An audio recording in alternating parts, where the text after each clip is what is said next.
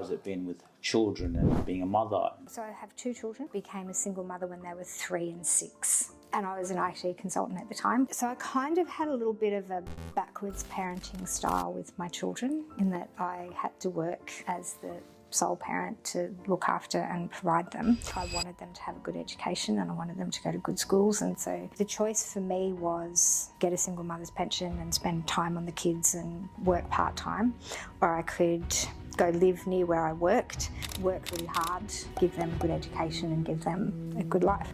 You know, I was really busy working and then looking after the kids and finishing work, and I kind of felt like I was doing 2 jobs badly. For 20 years, I got ready, drove both of my kids to school every single morning, and that was our time in the car together where we would hang out and just, you know, laugh. But every single morning for 20 years, both of them were packed with their backpacks on their back. The car leaves at 8:15. If you're not in it, you get left behind.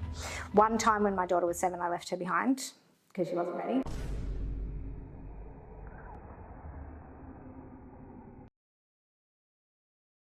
On a Tuesday night for 30 years. I love that. Yeah, it's good. It was interesting. So I started playing. Well, I've played since I was 7 netball, but the team that I've played on for 30 years, we grew up playing together pretty much, and then we all had kids. So 1, 2 or 3 kids. So we'd take off a season while we had a kid, and then we had kids. And what I found with netball as a sport was it was the one justifiable babysitter expense. So like, you can't get your parents to come over just because you want to go for a run around the block or because you want to go to the gym. But if you've got a netball game, your parents will drive and look after the kids while you go to netball. And so we used to call it our weekly therapy session, because like, you get home from work, you get the kids organised, you get them like fed, find them dinner, get them into bed, get them bathed, like do all the stuff, and then drive to netball feeling like stressed, play a game of netball, and like everything goes away. All the frustration disappears. You totally forget that the world exists, and then just drive home feeling like relaxed and calm. And so, so we used to call it our weekly therapy session when our kids were little, to get out once a week. So I still play twice a week. And we went down to Div 2 a little while ago, which was slightly less competitive. But last season we got put back up to Division 1. I'm kind of not okay with that, because I'm playing against 20-year-olds who are like 6 foot tall and fit, and I'm like, I just don't want to kill myself anymore. Like, that level of aggression at that level is just, I just feel like if you want the ball that badly, you can just have it. I just don't want to get hurt. I've got to go to work tomorrow. I've got a business to run, and I can't afford to go spend the day in hospital. Or You made me laugh, because when you were like, we got promoted to Division 1, and then I was kind of a bit upset about it. I was like, wait, why would you, because when you think of promotion, it's like, it's no. Well, it would be good. Like, we played Division 1 for 15 years and we won it for 15 years. Yeah. And then we got bored with it, so we switched to basketball. And we're all netball players and we were hopeless at basketball. Yeah, that's a whole So we started in Div 3, but we ended up Div 1 in basketball as well, because our defence were really good. So then we went back to netball. Then we all kind of hit our 40s, and I'm in my 50s now. So I'm not the oldest person on my team, but I'm close. And then the rest of them are all 20s. So basically, we let them do the running around and play a bit more strategically. But you see, that's why like you also look so good. Like, you look like you're 30, 40s, right? But you're active. You're playing netball. You're here. So I think that's why it's so good that because I don't know, I think age is just in the mind. So when you live a young life, it like shows out into who you are. You know what I mean? Well, I think it does. I think it does that, but I think what it also does is you have connection. You have, that kind of level of what's the hormone that when you're playing sport, like the serotonin, whatever the hormones are that kind of come out when, the goodness that you get from playing exercise and just having a good sweat and having and for me, netball is, I can go to the gym, I can do a yoga class, but I'm thinking about my life. I'm thinking about, if I'm doing yoga, as much as I want to calm my mind, I'm thinking about what I have to do when I get home and what I'm not doing because I'm at a yoga class. But if I go play a team sport, A, you have to go because you're going to let the team down. And B, you forget that the minute that whistle goes, you're in there for the team, as part of the team, as part of, you can't win it on your own. You have to be, if I'm a goal shooter, if I'm missing my shots, I'm letting the team down. They can bring the ball to me, but if I'm not getting it in, then I'm not doing my job.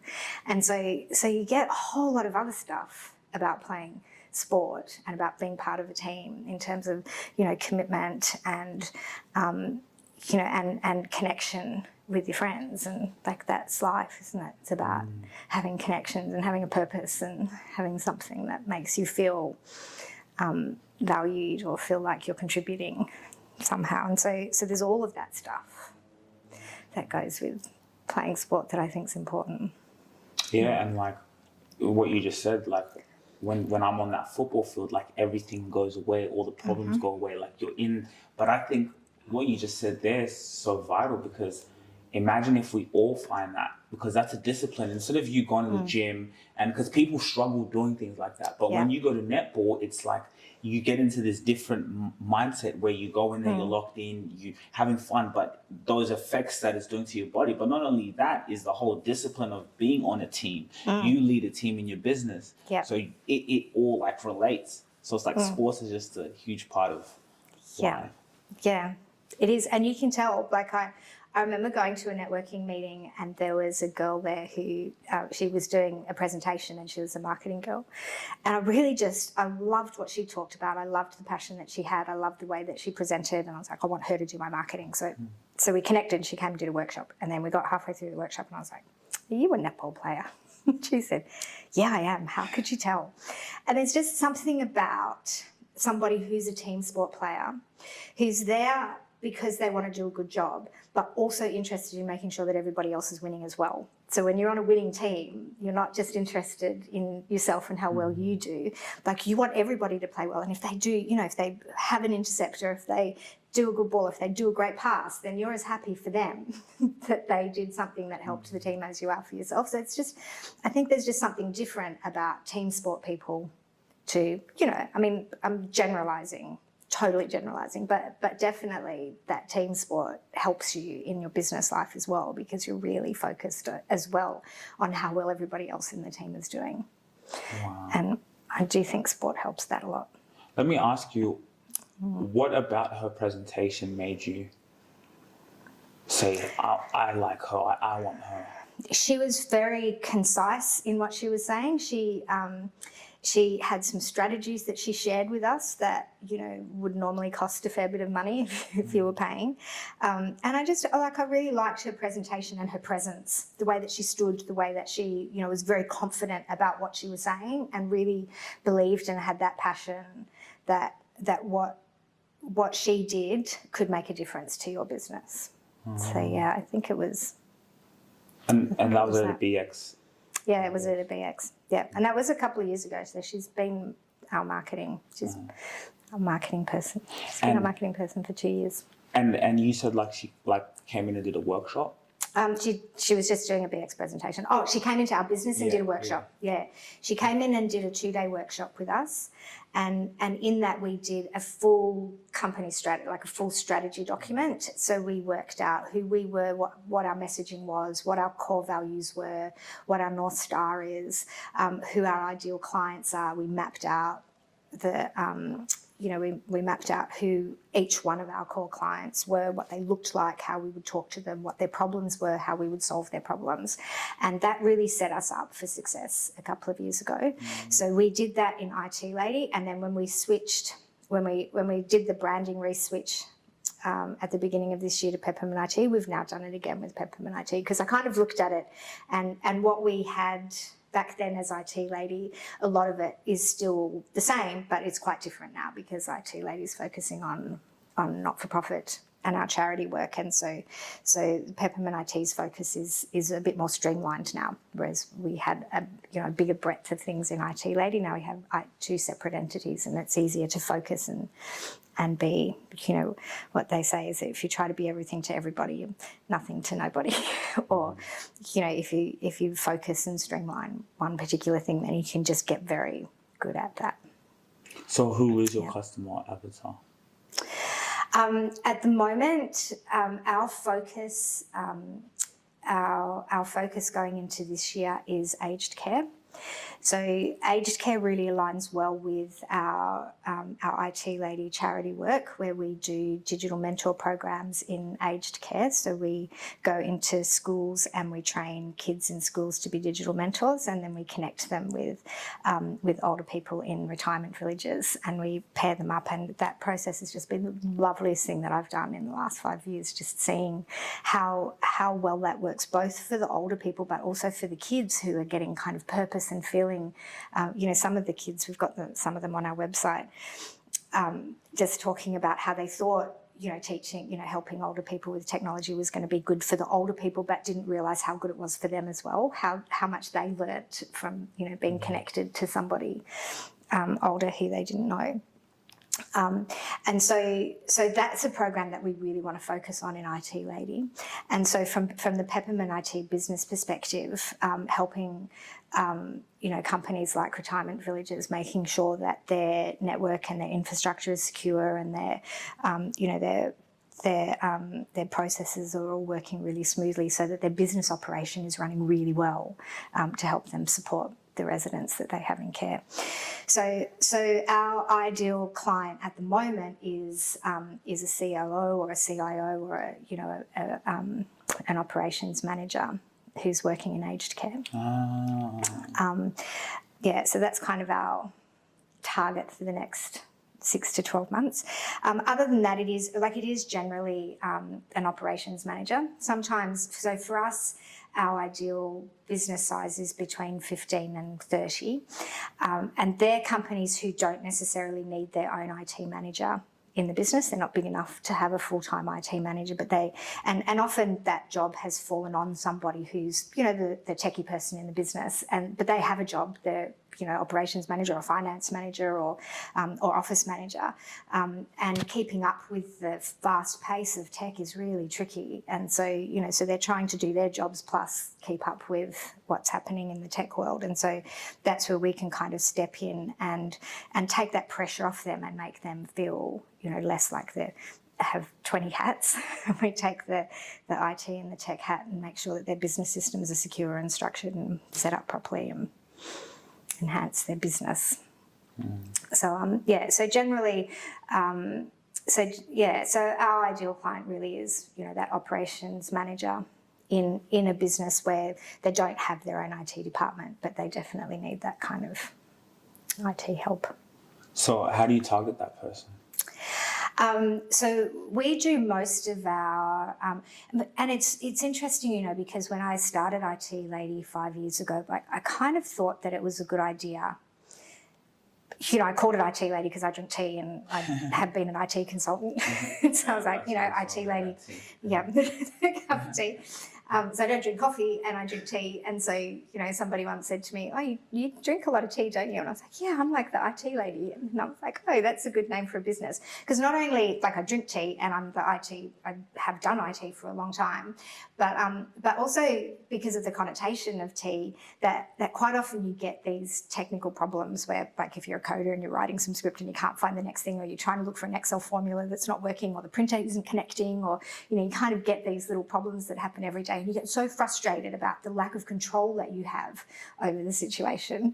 But then you're also super frustrated because the meeting starts in 5 minutes and your printer won't work, or your computer's decided to shut down, or that formula was working 5 minutes ago, but somebody's changed something and now it's not working.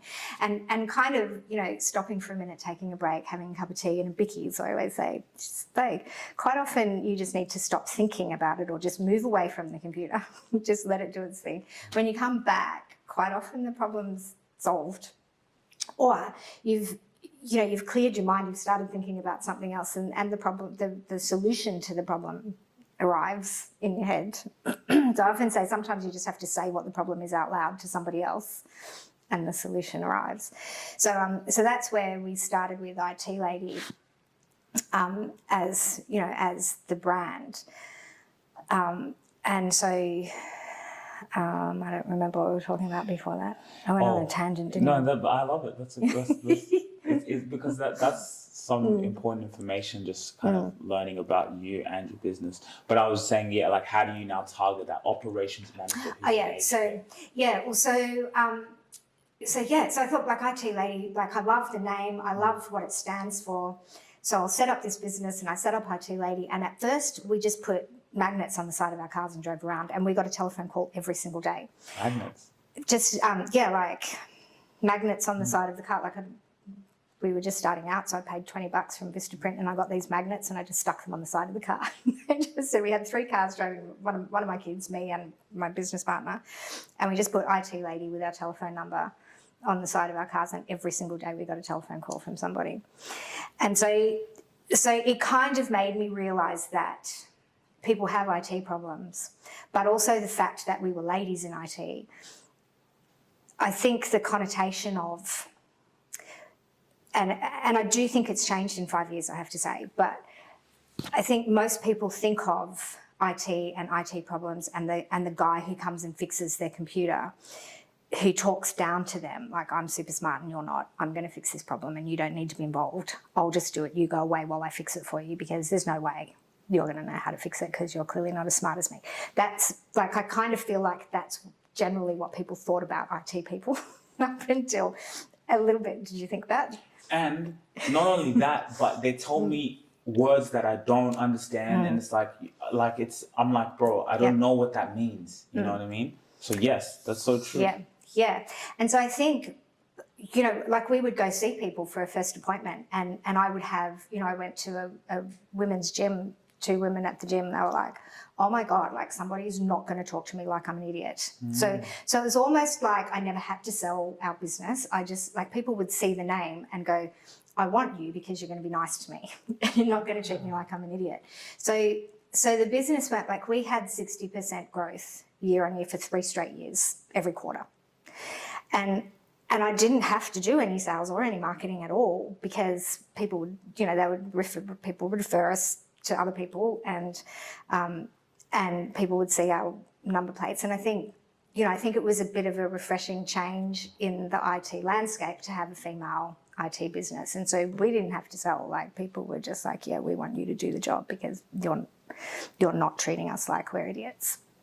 And that was a really big thing for me, because IT's not, like, we're not brain scientists. We're not, like, we just do our job and we know what we're doing, but I don't know how to do your job. And like, I remember going to see one guy, and he was, it was a building, he was in a strata management, and he'd just been fixing the gate outside, and he came in and he was like, oh, I'm really embarrassed. Like, I know that this is probably not going to be a difficult problem. I'm kind of embarrassed to tell you what it is. And I just, like, I feel like that's really sad, because, like, it's my job to fix it, but I don't know how to fix the gate that you just fixed. Like, I'm not any better than you. We're the same. I just know different things, and I don't need to make you feel like you're less smart or less clever or less anything than me. It's just that I spend all my day reading about computers and changes in technology and AI, and whatever's changing, I'm reading about it because it's my job. But I don't know how to do a podcast, and I don't know how to play soccer, and I don't know, Yeah. And so I think, like, in terms of marketing and sales, we had to be really clear on who we were as a company and who we were as a brand. And so marketing was important for me. Sales, not so much, because they kind of had just happened. They just, like, people would just call us, they would see our name, and they would refer each other. Like, they would refer their friends, and they're on Facebook chat groups referring us to people who are asking problems. So that worked really well until the company grew really fast, and then we had to have more employees. And so then I was like, okay, now I need to get serious about this, because now I need to do sales, because I need people to do the work to keep the customers happy. And now I need to start focusing on sales. And so, and then IT Lady was doing a lot of charity work. So then we did a rebrand, because I wanted to set IT Lady up as a not-for-profit charity, so that we can, get donations and corporate funding to get more computers to share out to people, and our iPad program, and our, our charitable programs, which I would just do all the time if I had the money to fund them, but I need to make the money to do that work. And so we rebranded the business side into Peppermint IT at Christmas time. And that then has meant that, we did we kind of restructured and separated out the different parts of the business. So we then refocused our marketing and our avatars, and now we're doing some sales work. So we've got these lovely little packs that we're going to send out to people at the moment, like we call them little tea break packs, and so that's our sales project for the next couple of months. At ETS Rubasha Media, we help you become an industry leader. How? Well, we manage your podcast. A podcast is one of the most powerful ways for you to get your voice out there authentically, so you can teach and be an expert in your industry. And so once you have a podcast, once you're able to document like we're doing here and be able to put that into the marketplace, it positions you as a leader. Now, what we do with that is now we position our CEOs to be speakers, right? So you could just be doing what you love, working on your business and speaking on workshops, having speaking engagements, hosting workshops. So we have an availability once you become a client here at ETS Rubasha Media, whether we're managing your podcast and your personal brand, to be on the list of one of our speakers. So now you can get booked for speaking engagements. If you want to apply for that, if you want to apply for the select few clients who we can be represented out in the world, so we can market you speaking to so many people, being that industry leader, and it's just going to get bigger and bigger. It's the only way you're going to be an authority. People want to see you in front of other people. In their mind, they see you as someone who is important, someone who is valuable. When you become highly valuable, you become highly remembered, and you become highly paid. So you can become here represented at us, so we can be marketing you out there in the world, just like we do for our clients. You do have that opportunity. So if you want to get in touch for that opportunity to have your podcast managed and be put up for a speaker, connect with us below. Thanks. Tea and relax packs out to people and hopefully get some more business in the aged care sector. I was just thinking then when you talked about, like you said, we didn't really do sales and marketing, but you guys having that idea to put that magnet, and as you're driving, that was your marketing. That was our marketing. That was it your was cheap. marketing. They cost $20. Smart. Because we've got to get up. So I did two things because we started the business. It was right at the very beginning of COVID. So I'd kind of put all the plans in place right before COVID hit. And then as we were starting the business, then we kind of got into the COVID. So we had a bit of a run up, but then I was like, well, so the business ran out of the back of our house. So I got a big flag printed from Officeworks that hung over the garage, and we got those number plates, and that's really all I spent money on. We did do like one little set of flyers that we printed out and put those in the street, like just in all the local streets. And where our house is, we live just down from North Sydney, there's kind of a national park. And so because it was COVID, people were walking past our house every day, going down to the park because all you could do was walk. And so they would see the sign over the garage that said IT lady. And then I guess it was lucky because COVID had hit, all the current customers. So I'd been in IT, so I had customers already that I brought into the business who I'd had for 20 years. And so all of those companies and everybody that knew them, everyone had to work from home. So it was a super busy time for us because technology changed. Everybody needed Zoom. Everybody, people who had desktops on their computers in their office all needed laptops. So, for one of our customers, we had to buy 10 new laptops. And so, for others, we had to get all of their monitors and get all their home setups happening. And so it was kind of like unlucky but lucky at the same time because there was so much that needed to be done. And so people in the neighbourhood were calling and saying, well, I just walked past and saw your sign. I'm working from home. I need this fixed. Can you come over? And so, so we would go over and so we did a lot of home support for people then as well, but also, also businesses were going through this huge transformation of getting everybody online, and that meant, moving away from their networks in the office and moving into SharePoint and kind of changing the way that businesses were structured. And so, so it's been a big change since then. It's like business picked up for you during COVID. Yeah. And let me ask you, with the sales team, how did you handle that? How did you handle too much growth where now you have to hire a sales team, and in what positions were they doing? The growth bit and hiring people is the most difficult thing for me. I really struggle with that. Somebody told me recently I'm never allowed to hire anybody ever again because I just like everybody. I just think, and I think it has been one of the biggest things for me to learn is to think more about what, their motivation for wanting to work for peppermint tea, as opposed to what I can do for them. Because I'm a very much like, how can I help you? What can I do for you? That's, but that's just how I've been brought up, I guess. And so, so I know like people would come to me and they, if they tell me a sob story about, oh, I really need some money for blah, blah, and I was like, oh, okay, I'll give you a job. I'll help you out. And that's really lovely. But, if they then don't pull their side of the bargain because they just want the money and not, don't have the same passion.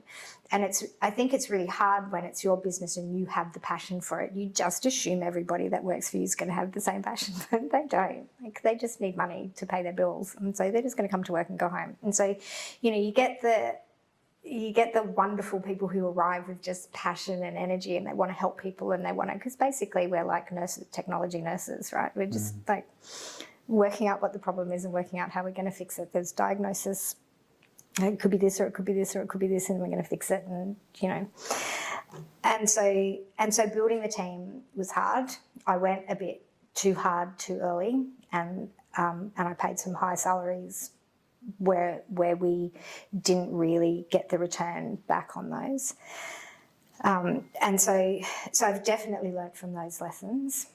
And in the new structure I've also got some amazing new accountants who do me weekly cash flows, and I'm just looking at that P&L every day, just really making sure that that the staff that we have, A, are good and can do the job, but B, are not taking too long, or they're not, wasting clients' time, because we have to charge clients for the work. That's the other thing that's hard for me. Like, I would love to not have to charge anyone. But, and I think technology is frustrating when you're dealing with it and it's annoying and something breaks and it doesn't feel like it's your fault and you have to call somebody and then you have to pay to get it fixed. It's just annoying. And so, most people that come to us are annoyed when they get here. and so it's our job to kind of like somehow fix their problem and make them feel grateful that they had to pay us to, to fix something that annoyed them in the first place. So yeah, staffing is difficult. So we don't have, so the other thing, and I guess the answer to that question is that I have realised, because I'm very hands-on and I'm techie and I love doing the tech work, and I want to do the jobs when they come in, but I can't anymore. I have to, because I'm the one with the passion and it's my business, I'm the one who has to sell. And so I'm the person who needs to go to networking groups. And I used to think, oh, I can't waste half a day. I've got so much work to do. And it's really that kind of mind shift into, it's my job to build the business. Like, it's my passion to help people solve their technology problems. And I have to trust that my staff, like the people that I've employed to do those jobs, can do those jobs while I do the sales work, which, and I don't even want to call it sales work, because for me, I'm not trying to make a sale, I'm trying to solve a problem. So if you have a problem, I want to fix it. This is how long it's going to take, and that's how much it's going to cost. So, as fairly as we can get into an arrangement that suits you and that makes sure that we've got a viable business, that's where we need to meet. Because it's like you're the face, right? You're the passion. So you talked about like hiring. How do you find out what they want? Because when, like you said that earlier, right? Like, because of course everyone's going to come, they just want to pay their bills. But how do you get that desire, or finding out what they want to know that this will be a good hire? Do you know what I mean? How do you do that? So what I've stumbled across is getting interns from university, where they come in, so they have to do, normally a 12-week internship. So I do two things. Either there's an intern, and the interns who I'm loving at the moment are ones who've done an undergrad degree. They've worked in business for 10 years and now they're doing a master's, and as part of their master's they need to do a certain period of work experience. Those guys and girls have real life experience. They've worked in business, they understand clients, and they've gone back to further their learning. And they're the ones that I've been having the most success with, because they know the jobs that they've been doing could have been, marketing, or it might have been already in tech, or it might be something else, and they're kind of relearning because they love technology and they've realised, there's a path for them. And so once we get them in and we can see their attitude, because for me, it's not about what you know, it's about your attitude. Because tech changes every single day. So whatever you learned at university 3 years ago is totally not relevant right now. So going to university to get a tech degree doesn't help you in my job, in any job that we have in our company, because it's all changed. So for me, it's more about your passion and your interest in helping people in technology and in learning every day and being able to take the pressure, because we don't know the solution to every problem. Pretty much 70% of the problems that we go to, we haven't seen before, because it's been a different computer, a different person, a different company, a different software package, a different network, everything's different about it. You put all those variables together and you've got a problem that occurred because of one of those variables that we haven't seen before. And so, it's really, you have to have that curiosity inside of you and that confidence to know that you can investigate, find a problem, whilst making sure that the client feels confident that you know how to find the solution to the problem. So there's plenty of things that, yes, we've done that and we can do it and we can fix that in half an hour. But there's also a lot of things that we don't know the answer to. But we have to investigate it, and that's our job to find it out. And so for me, testing, so either they come and do 1 or 2 days test, because I'm not believing what they say anymore. They'll tell, on the interview, they'll tell you anything that you want to hear, and you can ask questions and you can get them to do tests, and but that doesn't really tell you how they are as a person. So sometimes we'll get them to come in for a couple of days and we'll give them some of our clients who we trust, or quite often I'll give them one of my friends I'll just say to my friends who's got a computer problem, and I'll just get them to, and what I want to know in that is, how did they talk to you? How did they resolve? If you were feeling frustrated, how did they make you feel at that point? What did they do to, so interns and testing, actual testing before they start. And, I need people that have that, some people wake up happy in the morning and some people wake up cranky. I don't think you can wake up cranky in the morning and come to our job. You're not going to last till lunchtime.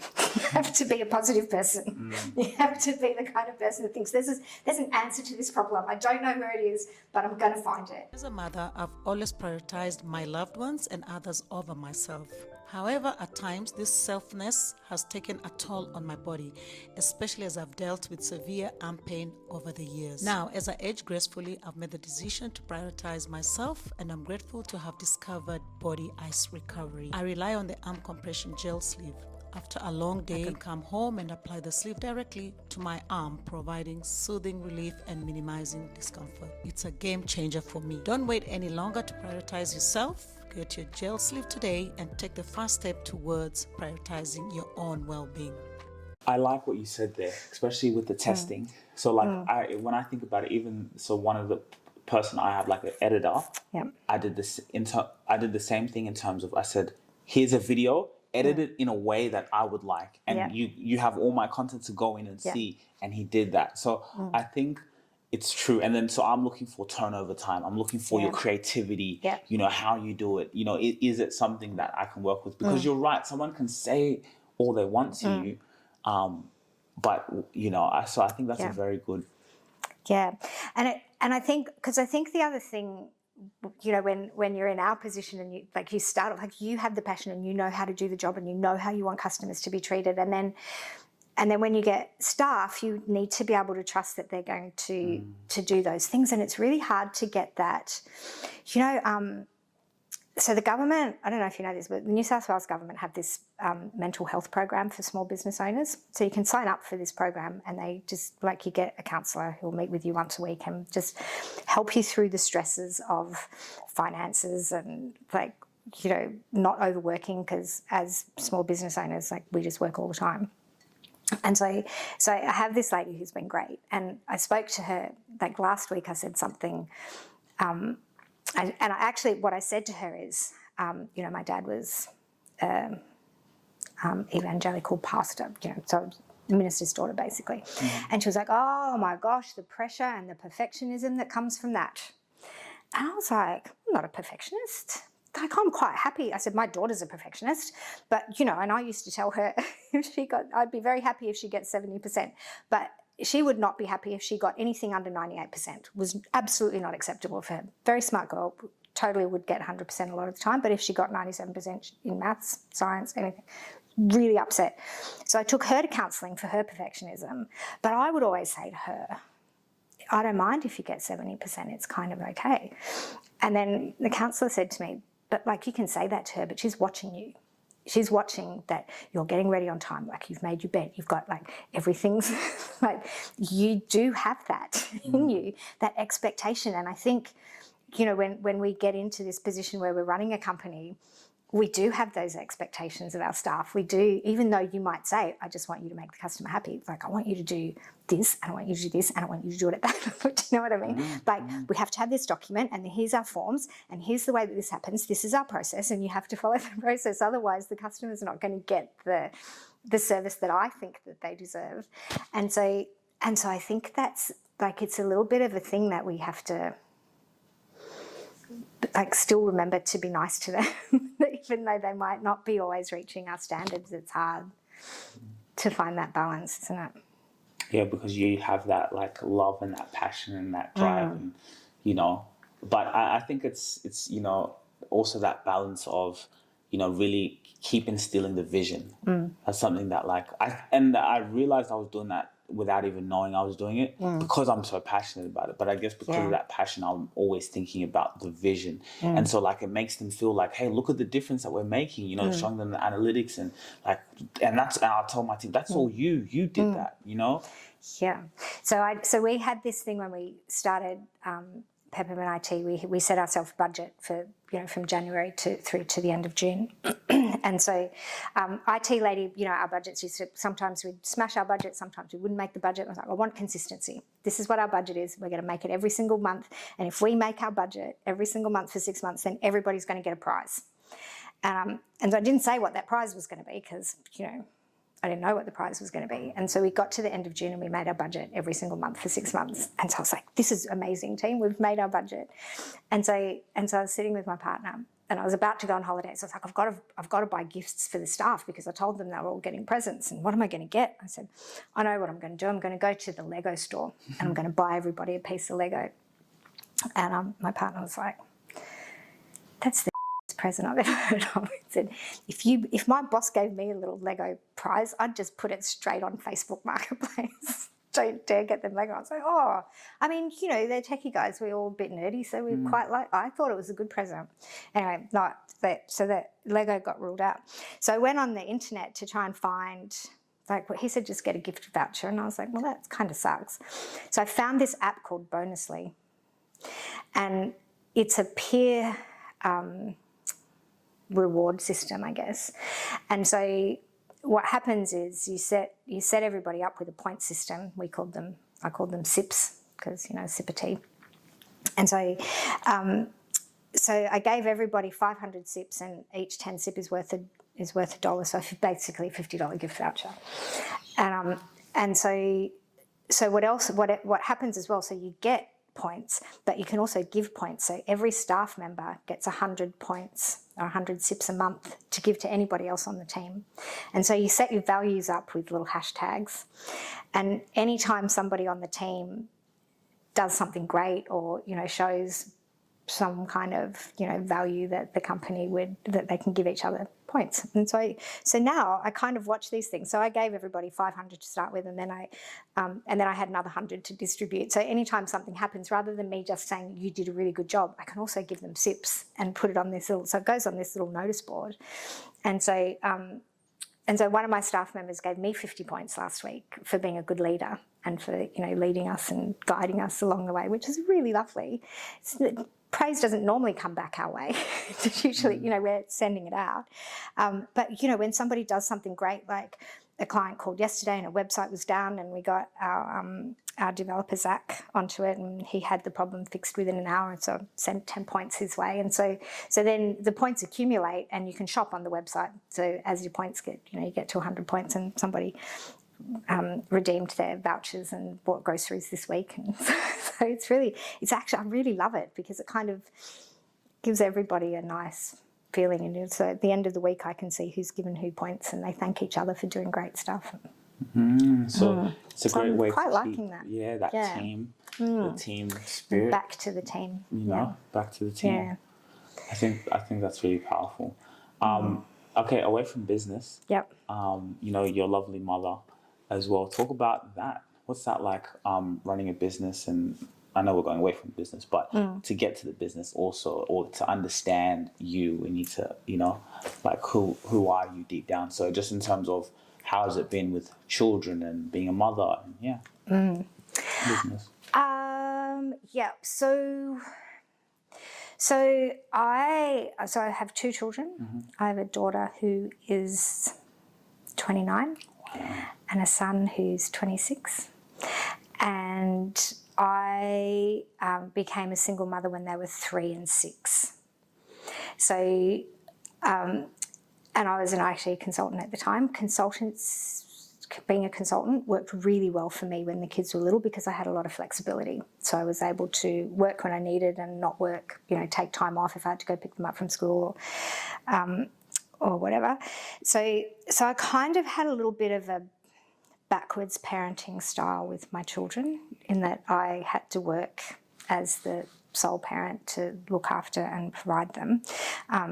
Because of I wanted them to have a good education and I wanted them to go to good schools. And so the choice for me was I could, you know, get a single mother's pension and spend time on the kids and work part-time, or I could go live near where I worked, work really hard and give them a good education and give them, you know, a good life. And so I chose option B. I don't know if it was the best option. It was really hard work. And so for a while there, it was, you know, I was really busy working and then looking after the kids and finishing work. And I kind of felt like I was doing 2 jobs badly. And so I started getting live-in nannies. So it was just me and the kids, and I'd get these live-in nannies from overseas and they'd come and take the kids to school and pick them up and cook them dinner and get everything organised. And it made a huge difference in my life because they were living with me, so I paid all of their expenses, but it meant that I could actually work properly and I'd come home and they'd be organised and ready for bed, and I just actually spend time with them rather than, you know, running around cooking and cleaning and doing all of the stuff. And so what my daughter said to me when she was about 6, we had this nanny, German nanny, who was amazing, and Britt said to me, "Why don't we send Mara to work and you stay home and look after us?" And I was like, well, that would be nice, but I'm not sure that I can convince Mara that that's a very good idea, that she goes to work and supports the 3 of us. So it's not going to work that way. But it's funny because I remember now, so I guess because I went to work every day, so we would all get ready together, I would drop them to school. So for 20 years, I got ready, drove both of my kids to school every single morning. And that was our time in the car together where we would hang out and just, you know, laugh and whatever. But every single morning for 20 years, both of them were packed with their backpacks on their back at the front door, ready for me to take them to school. I never once had to get anybody out of bed. I never had to wake anybody up. I never had to, they would pack their lunches. They would get themselves organised, all themselves. How old were they at this time? Well, all the way through primary and high school. Okay. I never, I mean, we had nannies, I guess, but the nannies didn't really do, like they'd make them breakfast, I guess, in the morning while I was getting ready. But I mean, through high school, we didn't have nannies. They looked after themselves. So it was like this reverse parenting thing because I didn't really, like I was like, I don't care if you go to school or not, and I don't care how you're dressed. I care that you're at school, and I care that I'm at work, and I care that we all leave somewhere close to normal time so that we get to both of those places. So your responsibility is that you get ready. My responsibility is that I drive you. And so the car leaves at 8:15. Somebody gave me that tip. The car leaves at 8:15. If you're not in it, you get left behind. One time when my daughter was 7, I left her behind because she wasn't ready. And I drove around the block thinking, oh, like I read in this book that this is a thing that I should do. I was like, how long do I wait before I go around the block? And she was just standing at the door when I got back waiting for me. And so like, get in the car, off we go. And I never had to do it again. So you, by having kind of that leadership and telling them that, they would do things themselves, be in the car ready. without you having to yell, without you having to Never. rush them. So you would just do your thing, boom, boom, you're there. Kids are in the car, done, Yeah. packed lunches. Wow. So they would wait, and it kind of like it totally was reverse parenting. It was a bit accident because I was like, I've just got to get myself ready. But when I think Brit was maybe year 6, maybe year 7, she must have learnt charts, how to do charts. It's called, mathematical charts or whatever. And she said to me, I've done a pie chart of your morning. I said, because you spend 3% of your time in the kitchen, 2% of your time doing stuff for us, and 95% of your time in the bathroom getting ready.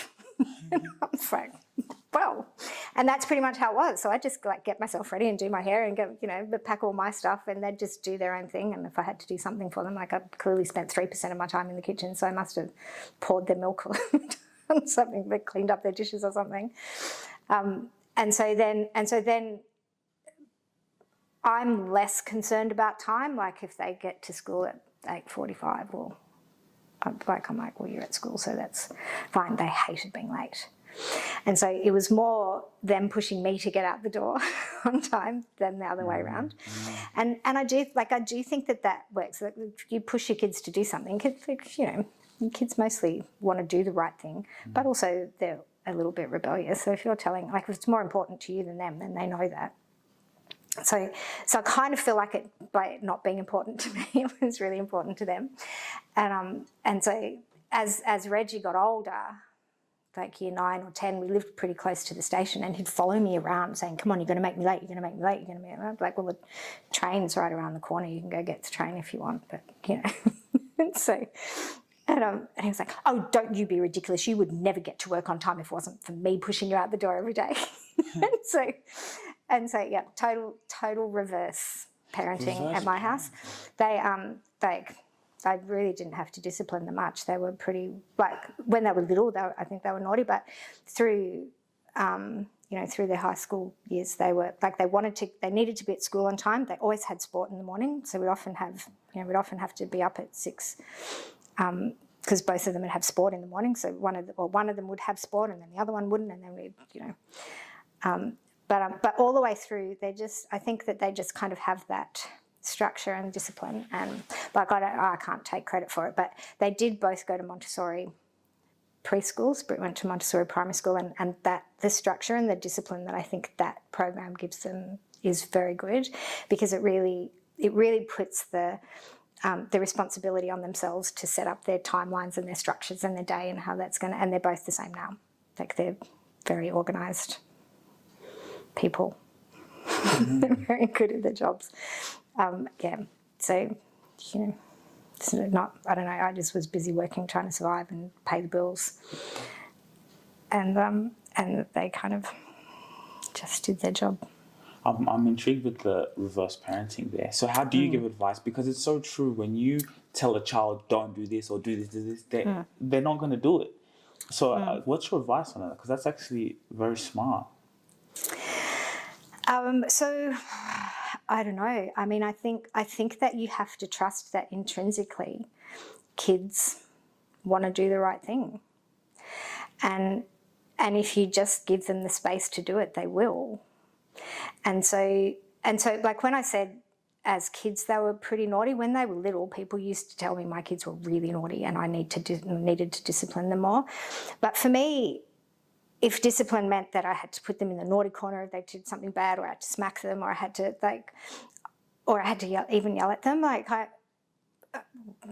nobody yelled in our family. My dad was a minister. I'd never heard him raise his voice in my entire life. And if we were in trouble, we would just get put in our rooms until we calmed down and we could come out and talk about it. And so like being angry and yelling, I don't yell at people. And so why would I do that to my kids? So I always felt a bit in conflict when people were telling me that the kids were naughty and that you need to discipline, because for me, I thought like they have to make the mistake to understand the consequence. And if you're a super strict parent and you don't let them make the mistake, so you're always saying, don't do this, don't do that, don't do this, how do they ever learn what the consequence is? Because they haven't done the naughty thing in the first place. So, like if you put a bowl of lollies on the on the table and tell the kid they can't have them. Well, like, they want the lollies, right? Or if you know that your kid is going to get the lollies, then you don't ever put lollies on the table. Right? The lollies are away. So they've never, so like, if the lollies are on the table and my kids eat the lollies and I've told them not to, well, I'm like, well, the lollies aren't coming out next time. That's, that's the consequence of the behaviour. So, you need to kind of let them make those mistakes, I think. And that's where it's difficult when they're little, because that's when they're learning it. And I think, like, for me, a lot of parents that I know, when their kids were really naughty in high school, it's like, you can't discipline kids in high school. It's way too late. Like, that needed to have been done before the age of 5. And so for me, it's more about letting them make the mistake, and then saying, like, Britt had got a TV when she was 9 or something to put in a room, but the TV was up on the top of the cabinet for 1.5 years, because every time she did something naughty, the TV would go back up on top of the cabinet. So it's not, like, I think it's about letting them make those mistakes when they're little, and then there being a consequence for that. So I told you to go to bed at 8 and you stayed up till 9. So now tomorrow night there's no television, or now, and then I think they just over time learn to be self-disciplining, and to know that, well, I can do that, but the consequence is that, I can go out till 3 o'clock in the morning, but the consequence is that I'm not going to feel well the next day. And so if you're prepared for that consequence, then it's fine. But, and I think for them, being late to school, the consequence was that they would get in trouble, and they didn't like being in trouble. So, yeah, I don't know. I guess that's all I can say. I just think for little kids, like, you just can't control. You have to let go of all control when you've got little kids. You need to give them, and that's a very Montessori thing, is, you give them a boundary. Inside that, they can do whatever they like. You just need to make sure they're safe. You need to make sure they don't get hurt and they're safe. And then they need to have the freedom to experiment and to do things and to make mistakes, and then to learn what the consequences are if they do something that doesn't work for them.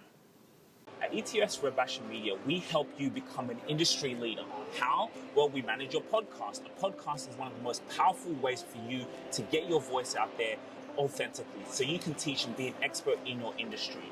And so once you have a podcast, once you're able to document like we're doing here and be able to put that into the marketplace, it positions you as a leader. Now, what we do with that is now we position our CEOs to be speakers, right? So you could just be doing what you love, working on your business and speaking on workshops, having speaking engagements, hosting workshops. So we have an availability once you become a client here at ETS Rubasha Media, whether we're managing your podcast and your personal brand, to be on the list of one of our speakers. So now you can get booked for speaking engagements. If you want to apply for that, if you want to apply for the select few clients who we can be represented out in the world, so we can market you speaking to so many people, being that industry leader, and it's just going to get bigger and bigger. It's the only way you're going to be an authority. People want to see you in front of other people. In their mind, they see you as someone who is important, someone who is valuable. When you become highly valuable, you become highly remembered, and you become highly paid. So you can become here represented at us, so we can be marketing you out there in the world, just like we do for our clients. You do have that opportunity. So if you want to get in touch for that opportunity to have your podcast managed and be put up for a speaker, connect with us below. Thanks. She's learning that if I'm not on time, that opportunity's gone. Then later on in life, she's going into business, she's coming into work. If you're not on time, you're gone. Right, and so that makes so much sense. And I also read the book How to Win Friends and Influence People, and he talked about like it's like you give when you know what someone wants. So she wants, like, let's say they want to be on school on time, or they want TV the next day, right? If you don't need to yell or use disciplinary, you just simply whatever they want. If they're not behaving or acting accordingly, you remove. Exactly. You remove it, right? Because they know they want that. Like me, for example, when I'll never forget, when we were younger, we used to get smacked. That wouldn't work because we'd keep doing the same thing. But then my dad would be like, "You're not going to football training." That works. Yeah. That works. You could beat me all you want, or you can beat, but you take away what they want, they truly desire. So another question to ask you: what about if your child doesn't learn from the mistakes? What about if they keep making the same mistakes? What do you do as a parent then? I don't know. I mean, I guess maybe the consequence isn't right. Like, I don't know. I mean, I like what you said about, it depends, like smacking may or may not work. But, taking away something that you really want. Like, obviously, I think if they keep doing the wrong thing, then obviously either there is no consequence, or the consequence is not something that is going to hurt them or make a difference. Because I remember, I remember Britt saying to me once there was some conflict in the Middle East. It would have been, I mean, I know there is now, but 20 years ago it was there too. And she's like, "What's happening?" I said, "Well, these two countries are fighting over this piece of land." And she's like, "Well, why don't they do what you used to do to us when we were both fighting over something? Put it up high and nobody can have it." I was like, it's a pretty well, clearly she understands what the consequences are if you're fighting over something. So it goes high and nobody can have it. That's the consequence. And so, yeah, so I think, if they're not, well, clearly nobody over there is learning from their mistakes, but maybe that's it. Now I feel sad about that. Oh, about what? About the conflict in the Middle East. Yeah, but yeah, I don't know. I mean, I think either you're just not very smart or it's the wrong consequence, right?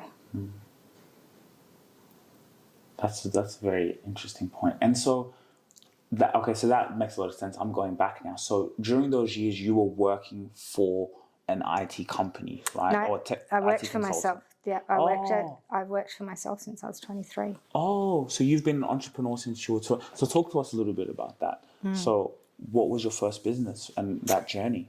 So I was working for a computer company, and I was in the software division, and they retrenched all of their software division except me. They gave me some other job, but my boss in that company said, like, "We've got all of these clients who now don't have anybody to do this work for them, so why don't you and I set up a company?" So we set up a company. I think I was 23 at that point. So that was my first business. She then got pregnant, went and had a baby, and so then I was on my own. And then I guess not long after that, I got pregnant and had a child. And so I had clients, I guess, and I just kind of kept working. It worked really well for me as a mum because I could just make up, like I could say the days that I wanted to work. So after I had Britt, I was 27 when I had her. And so I just went back 2 or 3 days a week. So being a consultant worked for me but you get paid more, but then you have to be responsible for your taxes and your BAS and all of that kind of stuff, which is a little bit annoying. But I think you just kind of need to have that mindset. For me, it worked well for my lifestyle, and it meant that the harder I worked, the more money I earned. And I always liked that theory that, when you're working for somebody else, you can, and I'm just the, if somebody says, "I want this," and that's 80%, I'm always going to give an extra 10%. That's just, I remember reading this book by a guy called Ogmang Dino. It was a self-help book, and it's called The Richest Man of something. I can't remember now. It was a long time ago, but it was really about, and I guess it's a little bit similar to that, how to make friends and influence people, like find out what somebody wants and just always give a little bit more. It's just always been my, whatever, if you want this PowerPoint presentation like this, I'm just going to try and make it a little bit nicer than it's just, really trying to do just a little bit more. And I think I found when I worked for other people, it didn't really matter how much extra, like you just get your salary. It doesn't matter if you're the person who's there at 7 o'clock and still there at 7 o'clock at night. I'm just, I like working. I get value out of it. And so, so the fact that I could work extra days, or I could take on new clients, or I could do more work, and the harder I worked, the more money I got for it. That always worked for me. So then throughout the kids, going to primary school and then high school was tricky because they were super sporty. So every morning they were at sport, and every afternoon we had sport, and so the flexibility always worked for me then. But I did always want to get to a point where, where I could do more because as a consultant you only have a certain amount of days, and once you're at capacity, that's it. You can't do more. And also taking a holiday is hard because there's nobody to look after the clients. So I've always had my computers on every holiday I've been on. I've always kind of had to jump on and fix something or do something urgent while I've been away. And that was my post this week, was that 5 years ago and now really competent staff, that I actually felt like I could take a holiday and everything just ran like clockwork. It was amazing. And you didn't do any, you didn't have to do any? No, I did do. Okay. I did do some because A, because I can't switch off, but B, also because it's my business, and I still had to pay salaries. I had to jump on the salary day. I had to pay the salaries, and supplier payment day I had to pay the suppliers. But I did. I also have this kind of thing where I don't like any numbers on the front of my phone. So I don't like notifications. I like it to be clear. It makes me feel under control somehow. So when those numbers come up on the email thing on my phone, I'm like, I've got to get rid of those. So I do about half an hour every morning where I just clean up all the emails, answer everything important, just file everything away and make sure that there's not too much sitting in my inbox. And then my head was clear for the rest of the day. But also we were in Europe. So by the time I did that in, the first hour of each morning before the kids got up, then everyone would go to bed, so there'd be no more emails come through during the day while we were out sightseeing. So so I did a little bit each day, and that then made me feel like when I came back, I just didn't have 700 emails. Yeah, you didn't have that. Everything was pretty under control. Let me ask you, if someone wanted to scale a consultancy business, what would be your best advice? Go slow. Don't do it too quickly. Don't hire your friends. Like, your friends are not your friends when they come into business. And be really careful with that recruitment piece. I think also really important, and somebody told me this and I didn't do it. One of my business mentors said, get a good accountant. I thought that I had a good accountant, but he was an accountant, but not a business advisor. And so what I have now is an accountant, business advisor, husband and wife team. She does the cash flow and the reconciliation stuff and the bookkeeping. And then he does more business consulting and accountancy. So I have a monthly meeting with them and we set the strategies and we set the plans. It makes a huge difference to making sure that you're on top of it, because it can get really out of hand really quickly. So I'd say, you want to get some recurring revenue, because recurring revenue means that you can hire somebody. If you don't, for me, that's a big thing. If people just call if they've got a computer problem once a week or twice a week, well, I can't hire someone and have them sitting there just waiting for somebody to have a computer problem. That's not a viable business. I can't, unless we've got a relationship where, you understand that for me, I need to have somebody who's available to answer your problems. We need to have a consistent payment arrangement that allows me to give you that service when you need it. And so I think building your recurring revenue, making sure that you've got your processes set up so that when somebody comes in, they know what to do and they're doing things the way that your passion, that, reflects your passion in the business. So I'd say that get an accountant, good accountant, go slow, get your recurring revenue up, and then hire. Somebody also said to me, hire slow, fire fast, and that was good too. Like, really think about who it is that you're getting, do the testing. If they can come in and I like the interns that have had work experience as well, because they have to do some hours for the university degree. But we really want to teach people how it works in our business anyway. A little bit about the accountant and the business advisor. Yeah. So what does that look like? Because I'll be honest with you, even me, like those things of numbers and, I'm totally with you. Like, I know how to use Xero. I've used it for 20 years and I've done a BAS for 25 years in my own business. But it's not the same as understanding the numbers, and I didn't want to understand them. I was like, I don't want that to be my job. Yeah. I don't want to know. But I've learnt, and you have to learn, that like you need to be looking at your P&L every day. Like, what do my sales look like? What are my expenses? What's coming in? What's going up? What does my cash flow look like? Because your cash flow, I look at it every day now, 2 or 3 times a day. Like, and I've got it on my phone. Like, I can check the bank account. I can check. There's some really great. BX has been really great from a learning perspective for me. There's some really great people in the network who, you know, when you go to workshops and you do various things, teach you. One of the guys, Michael McCullowitz, I think I explained that right, advocates having 5 different bank accounts. So you've got your income coming into one, and then you're setting up. So he has this program called Profit First, which is making sure, because as founders, like, you know, if the money's going out, we pay ourselves last. And that's, you can't do that. You need to, so like I have a consistent salary now. And it takes a little while to build up to that. But it's, you know, it's super important to, you know, to make sure that you know what the numbers are, to know what your budget is and what your payments are going to be. So I came across these guys, KCL Business. It's a husband and wife team. They're just fantastic. And they work on a recurring, so they just, like, rather than just getting a $10,000 bill at the end of the tax year, which used to happen to me, they just have a monthly payment. I have a regular meeting with them. I get a cash flow. I get, like, email. I can email them, talk to them anytime I've got a question or a problem. Fantastic. Made a huge difference in the last 18 months to my business.